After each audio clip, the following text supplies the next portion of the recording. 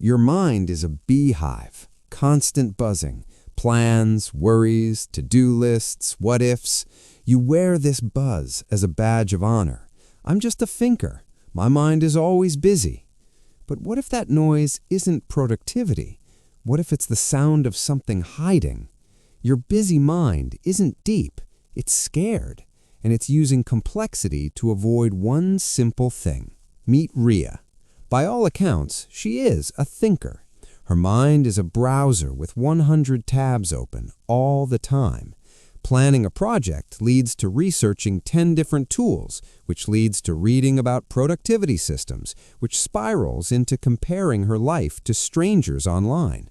She calls it being thorough. She calls it having an active mind. But in the quiet moments, just before sleep, she feels it. A hollow hum, an engine running on neutral, going nowhere, burning fuel. The busyness wasn't moving her forward. It was keeping her from standing still long enough to feel what was really there. Riya's inner world was a masterpiece of avoidance disguised as ambition. Fear of starting the creative work? Her mind would get busy with research. Anxiety about a difficult conversation? Her mind would productively draft 10 different texts she'd never send. Uncertainty about her future? Her mind would construct elaborate 5-year plans with 50 sub-steps, all before breakfast. Her calendar was full. Her notes app was overflowing. Her mind was a bustling city, and she was lost in the middle of it. The more scared she felt, the more busy her thoughts became. The chaos wasn't a sign of a complex intellect. It was a smokescreen. A grand, intricate, mentally exhausting smokescreen to hide a simple, quiet fear. What if I'm not enough if I'm not producing? What if, when the noise stops, I find nothing valuable underneath? The breaking point came during a power outage. One evening, a storm cut the electricity in her neighborhood. No Wi-Fi, no screens, no distractions. Just Riya, a candle, and the sudden, deafening silence of her own mind. At first, panic. Her brain scrabbled for a problem to solve, a plan to make, a tab to open. It found nothing, just quiet. She sat in the growing dark, feeling an urge to get up, to do something, to make noise, but there was nothing to do. So she stayed. And in that forced stillness, the smokescreen began to clear. Beneath the buzz of what should I do next, she heard a whisper she'd been drowning out for years. It was small. It was scared. It simply said, "I'm tired. I don't know who I am without the hustle." Riya cried in the candlelight, not out of sadness, but relief. The truth was so much simpler than the 1,000-layer web her busy mind had built. She wasn't a thinker. She was a frightened person using thought as a shield. The constant mental activity wasn't a sign of depth. It was a defense mechanism. A scared child making noise in the dark to keep the monsters away. But the monster wasn't in the silence. The monster was the fear of the silence itself.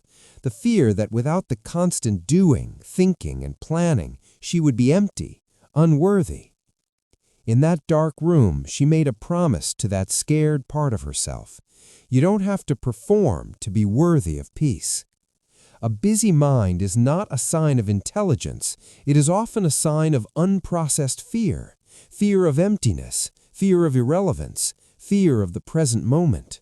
Your brain would rather create imaginary problems it can think about than sit with the real, simple vulnerability it can feel.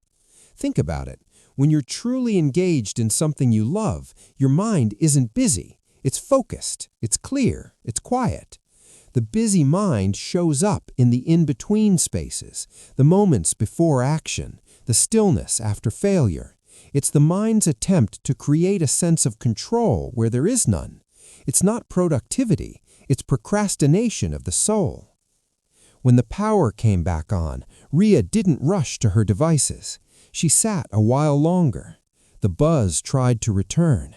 You should check your messages, plan tomorrow, be useful.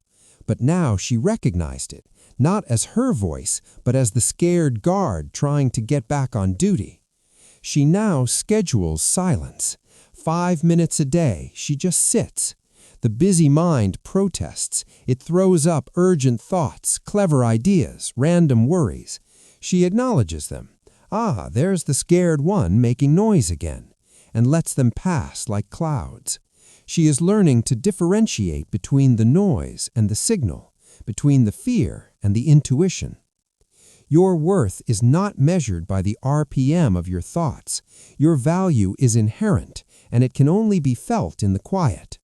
The next time your mind races with busyness, ask, what is this noise protecting me from feeling? If this story helped you see the difference between a busy mind and a scared one, hit like, share it with someone who mistakes their mental noise for depth, and subscribe for more stories that help you find the signal in the static. Final shot, a single candle flame in the dark, steady and calm. Fade out.